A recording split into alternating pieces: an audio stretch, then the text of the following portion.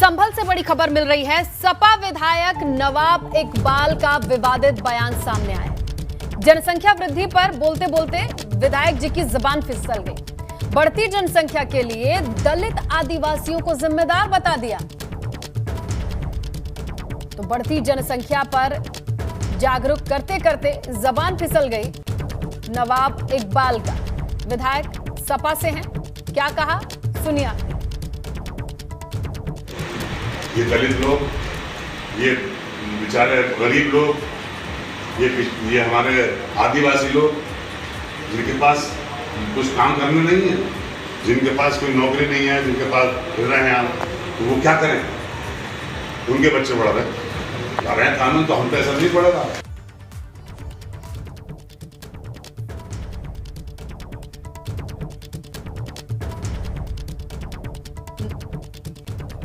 और इसी खबर पर नवाब इकबाल खुद हमारे साथ फोन लाइन पर जुड़े हैं, सपा विधायक हैं। और नवाब जी, स्वागत है एबीपी गंगा पर, जुड़ने के लिए शुक्रिया। बताइए इस बयान के बारे में क्या कहना चाहते हैं आप? मैंने क्या कहूँ बताइए। इकबाल जी, आपका ये वीडियो चल रहा है जिसमें आप कह रहे हैं कि गरीब हैं, दलित हैं, इनके पास कोई काम नहीं है और यही वजह है, जनसंख्या इनकी वजह से ही बढ़ रही है।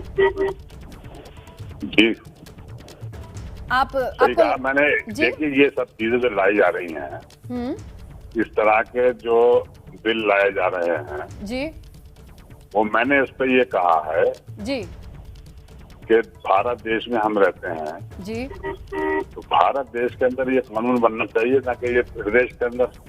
प्रदेश के अंदर तो इसलिए कर रहे हैं कि 6 महीने चुनाव के रह गए हैं जी जी, और ये सरकार जो मौजूदा सरकार है, सिवाय मुसलमानों के खिलाफ काम करने के, ये सोच कर ला रहे हैं ये बिल, ये मुसलमानों के खिलाफ जाएगा।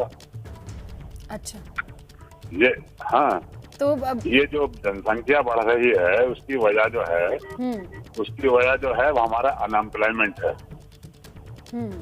लोग बेकार फिर रहे हैं, कारोबार नहीं है, मजदूर नहीं है, कुछ नहीं मिल रही, मजदूरी नहीं मिल रही। हर जो पिछड़े लोग जो हैं, चाहे वो अनुसूचित जाति के हों, मुसलमान हों, दलित हों या आदिवासी हों, इन लोगों में जनसंख्या बढ़ रही है इसी कारण। इकबाल जी, जितना मैं समझ पा रही हूँ, एक जो समस्या है जनसंख्या बढ़ने की और बेरोजगारी, इन दोनों के बीच में आप दलित आदिवासी का कनेक्शन कैसे देख पा रहे हैं?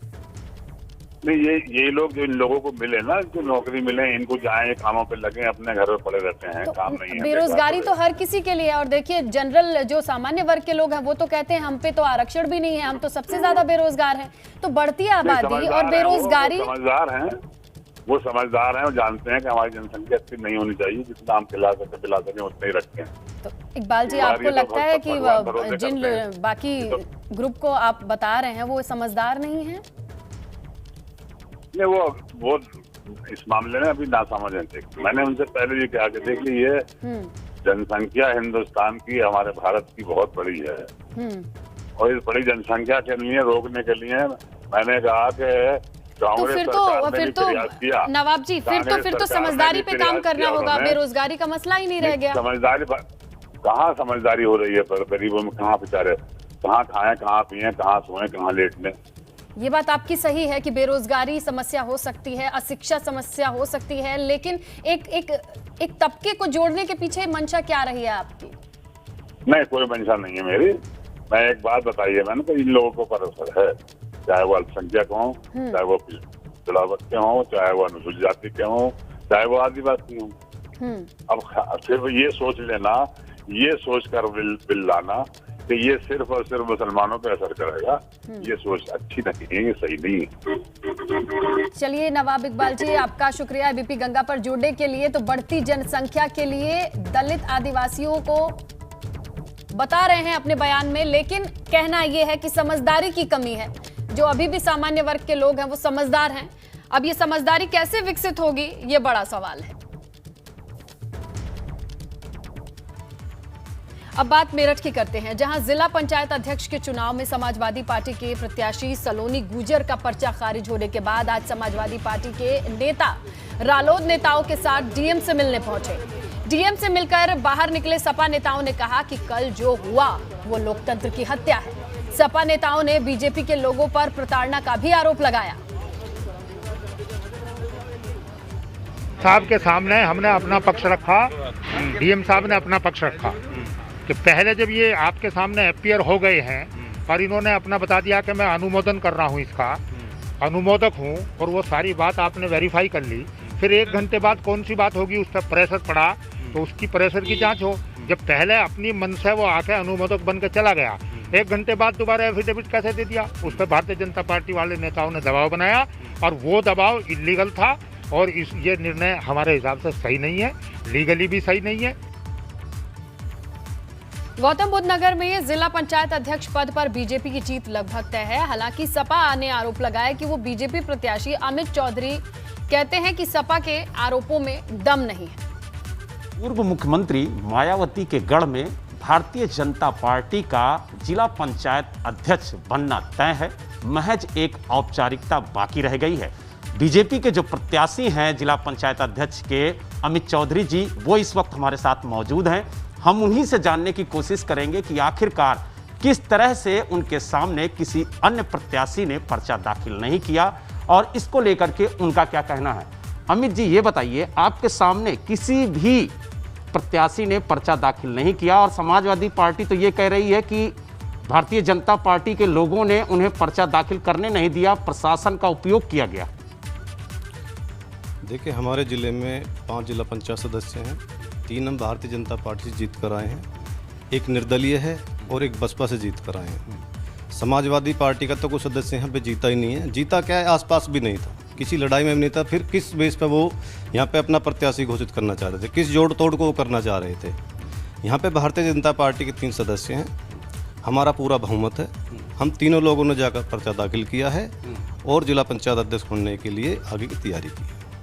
अगर बात की जाए तो समाजवादी पार्टी जो आरोप लगा रही है उसके पीछे कोई आधार है? क्या वाकई उनके प्रत्याशी को रोका गया नॉमिनेशन फाइल करने से? नहीं, उनका तो कोई सदस्य था ही नहीं यहाँ पे, फिर वो कैसे नॉमिनेशन करेंगे? किस बेस पे उनको नॉमिनेशन करना चाह रहे हैं? किस बेस पे वो कह रहे हैं कि हम यहाँ उनका कौन प्रत्याशी है? ऐसा उन्होंने बसपा ने किसी ने ज्वाइन कर लिया है, निर्दलीय उनको ज्वाइन किया है, ऐसा तो कुछ है नहीं जिले में। फिर किस बेस पे वो बोल रहे हैं कि भाई हम उन पर्चा दाखिल करेंगे और किसने उनको रोका है? जब 3 सदस्य भारतीय जनता पार्टी की जीत कर आए, हमारा पूरा बहुमत है, तो किस बेस पर बोल रहे हैं? ये हमारी समझ में नहीं आ रहा है। किस जोड़ तोड़ को वो करना चाह रहे हैं, किस खरीद फरोख्त को वो करना चाह रहे हैं। नोएडा से वीडियो जर्नलिस्ट राजकुमार के साथ बलराम पांडे, एबीपी गंगा। बलरामपुर की 21 साल की आरती तिवारी का जिला पंचायत अध्यक्ष के लिए निर्विरोध चुना जाना तय है। आरती के आगे विपक्ष का कोई भी प्रत्याशी पर्चा दाखिल नहीं कर सका और अब वो इस जीत के लिए अपने पिता और चाचा को श्रेय देती हैं।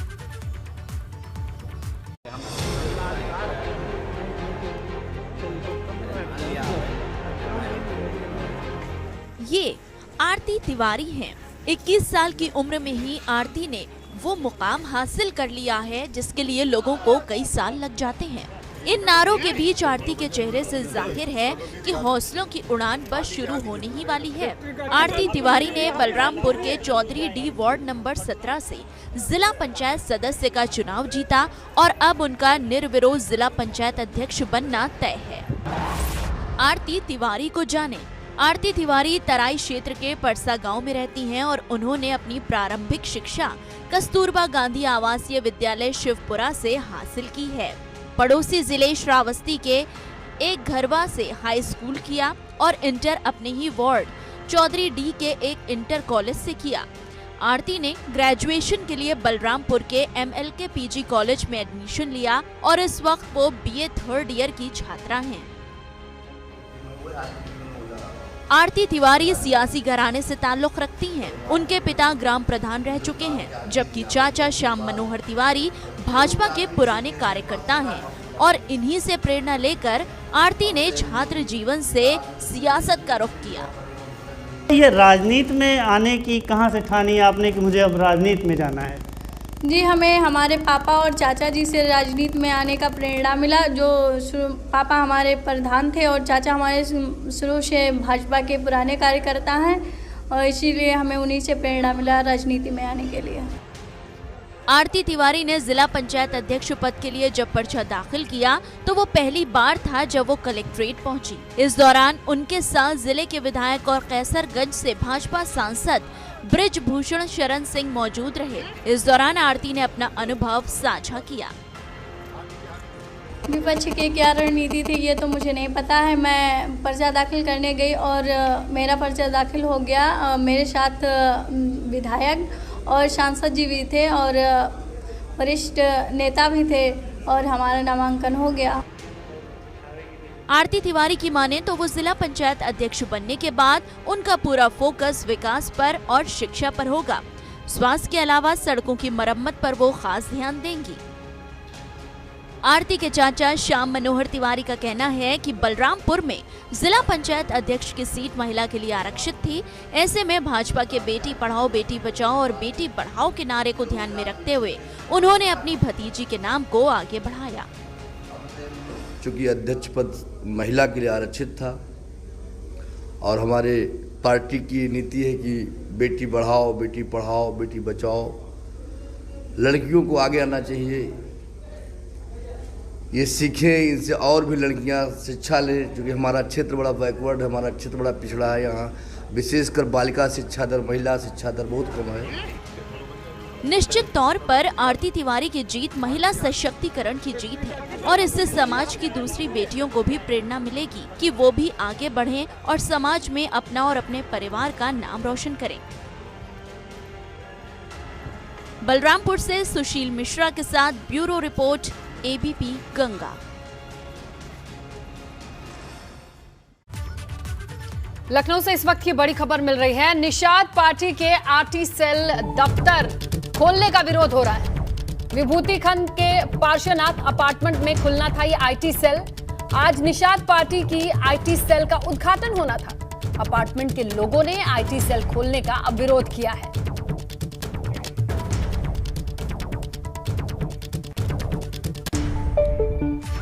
बिजनौर से खबर मिल रही है। नदी में नहाने गए 2 मासूम के डूबने की खबर है। गोताखोरों ने नदी से दोनों के शव को बाहर निकाला है। मृतकों के परिजनों में कोहराम है। थाना बढ़ापुर के रसूलपुर ढेला का ये मामला बताया जा रहा है। नदी में नहाने गए 2 बच्चों के डूबने की खबर मिल रही है। गोताखोरों की मदद से इनके शव को बाहर निकाला गया है। शव को देख परिवार में कोहराम है।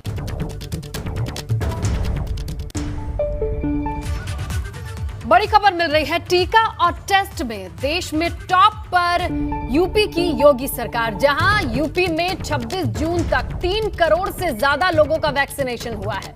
यूपी में अब तक 5,70,000 से ज्यादा कोरोना टेस्ट हुए। देश में सबसे ज्यादा कोरोना टेस्ट करने वाला राज्य है यूपी। कोरोना के नए वेरिएंट डेल्टा प्लस को लेकर भी योगी सरकार अलर्ट है। सीएम ने जीनोम सीक्वेंसिंग के लिए सैंपल भेजने के निर्देश दिए हैं। बाहरी राज्यों से आने वाले लोगों पर निगरानी, टेस्टिंग तेज करने के आदेश हैं। रेलवे स्टेशन, एयरपोर्ट पर कोरोना की जांच हो रही है। लखनऊ केजीएमयू में नमूनों के जीनोम सीक्वेंसिंग का काम शुरू है। वाराणसी, गौतम बुद्ध नगर में भी जीनोम सीक्वेंसिंग हो, यह सुनिश्चित किया गया है। टीकाकरण की बात करें तो केंद्रों की संख्या 10,000 कर दी गई है। जुलाई से हर रोज 10 से 12 लाख लोगों को टीका लगाने की तैयारी है। बाकी जानकारी सहयोगी अनुभव से लेते हैं। तो अनुभव, टॉप पर यूपी है। जिस तरीके से सबसे बड़ा राज्य, सबसे ज्यादा जनसंख्या का लोड, बावजूद इसके टॉप पर होना एक अच्छी खबर है। हाँ देखिए, बिल्कुल टेस्टिंग में तो यूपी नंबर 1 है ही और धीरे धीरे टीकाकरण में भी यूपी नंबर 1 होने की ओर बढ़ रहा है, क्योंकि 3 करोड़ से ज्यादा टेस्ट अब यूपी में हो चुके हैं। और इसी जुलाई महीने में, जो आगामी जुलाई महीना आ रहा है, उसमें सरकार की तैयारी ये है, लक्ष्य ये है कि तकरीबन 3 करोड़ लोगों को डोज 1 महीने में ही लगाई जाए। तो एक बहुत बड़ा टास्क है। और जून महीने का जो टास्क था वो 1 करोड़ टीके लगाने का लक्ष्य था और उसे 6 दिन पहले ही सरकार ने अचीव कर लिया। और अब आप सोचिए कि जब जुलाई में 3 करोड़ टीके लगेंगे तो कुल 6 करोड़ टीके उत्तर प्रदेश में लग जाएंगे। यानी यूपी की जो 1/4 आबादी है उसका टीकाकरण जुलाई तक हो जाएगा। और इतने बड़े राज्य में जहाँ इतनी ज्यादा जनसंख्या है, अगर हम कहें तो देश में सबसे ज्यादा जनसंख्या वाला राज्य है, विश्व की अगर तुलना करें तो 5वें नंबर पर उत्तर प्रदेश, तो वहाँ 6 करोड़ लोगों को वैक्सीन लग जाएगी। ये एक बड़ा अचीवमेंट होगा। और इसके लिए 10,000 सेशन अब जुलाई से किए जाएंगे। यानी 10,000 टीकाकरण केंद्र होंगे और हर केंद्र पर कहीं 1,000 लोगों को लगेगा टीका, कहीं 1,200 लोगों को टीका लगाया जाएगा हर दिन। तो इस तरीके से 10 से 12 लाख टीके एक दिन में लगेंगे। बिल्कुल, सरकार की पूरी तैयारी है और कोशिश यही है कि जो तीसरी लहर की बात हो रही है उसमें अगस्त तक ज्यादा से ज्यादा लोगों का टीकाकरण कर दिया जाए। जीनोम सीक्वेंसिंग को लेकर क्या कुछ काम चल रहा है अनुभव, कैसी स्थिति है? देखिए बिल्कुल, क्योंकि अब डेल्टा प्लस वेरिएंट की बात सामने आई है और 45 से ज्यादा मामले पूरे देश में सामने आए हैं। कई राज्य ऐसे हैं, महाराष्ट्र है, तमिलनाडु है, केरला है, मध्य प्रदेश है, जहां पर डेल्टा प्लस वेरिएंट के मरीज मिले हैं। उत्तर प्रदेश में भी अब जीनोम सीक्वेंसिंग की जा रही है, यानी जो सैंपल लिए जा रहे हैं उसकी जीनोम सीक्वेंसिंग की जा रही है और ये पता लगाने की कोशिश की जा रही है कि कहीं कोई डेल्टा प्लस वेरिएंट का मरीज तो नहीं है। केजीएमयू में ये शुरू भी हो गया है मुख्यमंत्री के निर्देश के बाद। कल 100 लोगों की जीनोम सीक्वेंसिंग की गई, आगे और ज्यादा की जाएगी, क्योंकि डेल्टा प्लस वेरिएंट को कहा जा रहा है ये बहुत ज्यादा संक्रामक है और ऐसे में इसकी पहचान करना बेहद जरूरी है। बिल्कुल अनुभव, तो इन तमाम चीजों पर काम चल रहा है और इससे आश्वस्त हो सकते हैं कि आने वाले खतरे को भी भांप कर तैयारियां तेज कर दी गई हैं। आपका शुक्रिया अनुभव तमाम जानकारी के लिए। बड़ी खबर, यूपी में 24 घंटे में कोरोना के 222 नए मामले सामने आए हैं और एक दिन के भीतर 169 कोरोना के मरीज ठीक भी हुए हैं। प्रदेश में 24 घंटे में कुल 2,77,890 कोरोना टेस्ट हुए हैं, यानी टेस्टिंग अच्छी क्षमता में करने के बाद पॉजिटिव लोगों की संख्या भी आपके सामने है, ठीक हुए लोगों की संख्या भी सामने है। एक्टिव केसेस की आप बात करेंगे तो 3,165 एक्टिव केसेस हैं और रिकवरी रेट की आप बात करते हैं तो 98.5%, पॉजिटिविटी है 2.99%।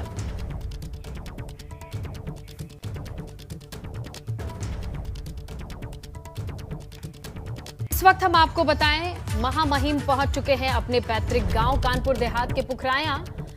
पहुंच चुके हैं राष्ट्रपति रामनाथ कोविंद।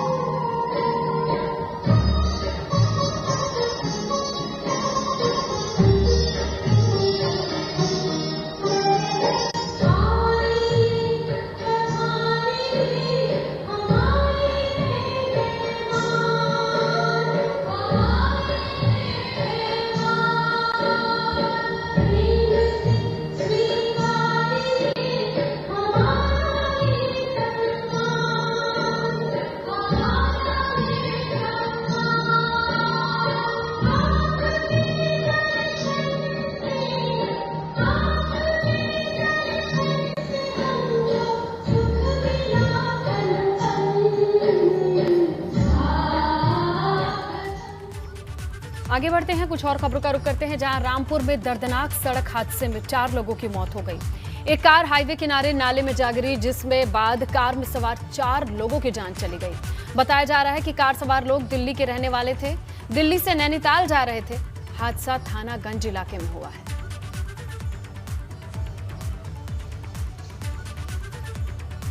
अब बात बागपत की, जहां कैंटर ने अनियंत्रित होकर घोड़ा बुग्गी को टक्कर मार दी, जिसमें 3 भाई घायल हो गए और 2 की मौत हो गई। घटना के बाद लोगों ने सड़क पर शवों को रखकर जाम लगा दिया। हालांकि मौके पर अधिकारी पहुंचे और हंगामा कर रहे लोगों को समझाने की कोशिश की और जाम खुलवाया। दोनों शवों को पोस्टमार्टम के लिए भेजा गया। वहीं अब जाम खुलने के बाद यातायात का संचालन शुरू हुआ।